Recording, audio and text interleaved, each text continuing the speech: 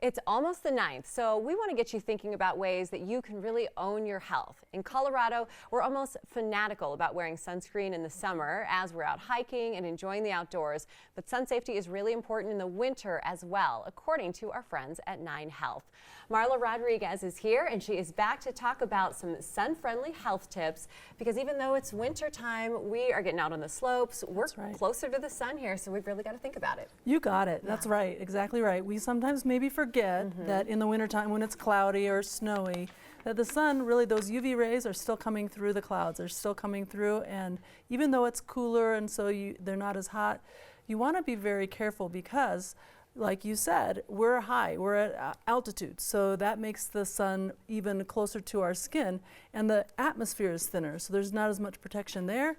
Then you on top of that, you want to go to the mountains and ski, and that reflection off the white snow is 80%. So it's like spending a day on the beach. So it's really quite dangerous if you're not protected. Yeah, that's such a good point. You know, you remember when all of a sudden you're squinting all day when you're up there skiing. So having the right eye protection, everything we're going to talk about next is so important. So what are some of the ways we can protect ourselves here in Colorado? So you mentioned it, you know, the glasses and the goggles, so important. We don't think of our eyes a lot of times, but they can be damaged, like you said, and it can cause things like cataracts and other things that really damage your eyes over time. So watch your eyes and make sure you have the ones that are UV protection. That's the key.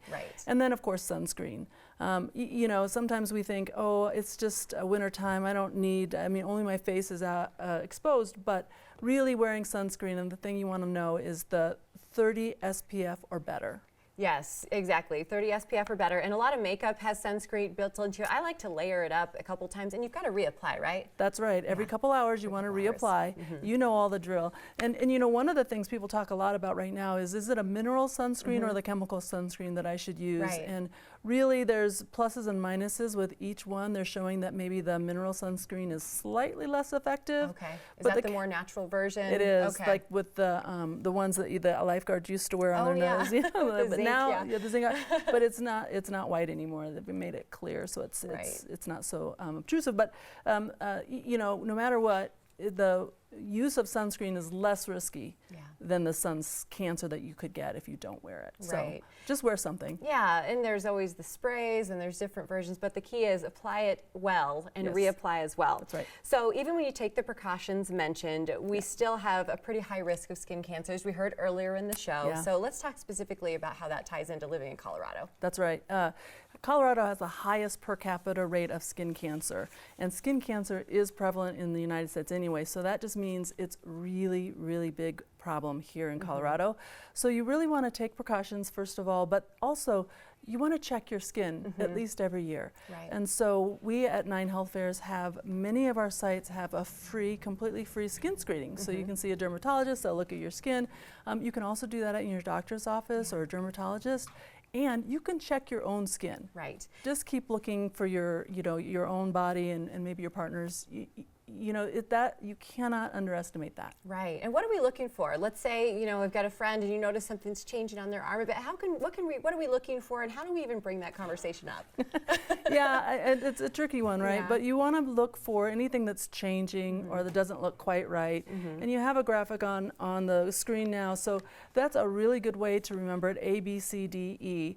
And if you forget it, you can look it up online. You know, everybody's on Google now. But anything that's changing, anything that doesn't look like the other moles or other spots, anything that doesn't quite heal up after a long period of time. And you know, the key is, when in doubt, go ahead and get it checked. Don't just ignore it.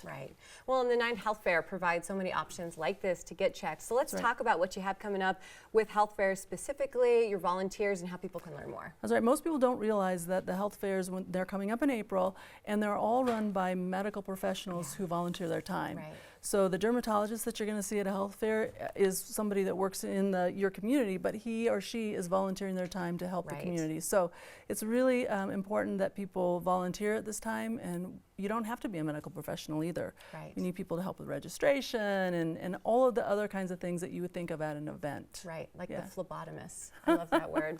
What is that word? Exactly. All right, well, don't forget that you need to use that SPF when you head into the mountains this weekend. Of course, there's all that gorgeous snow up there as well.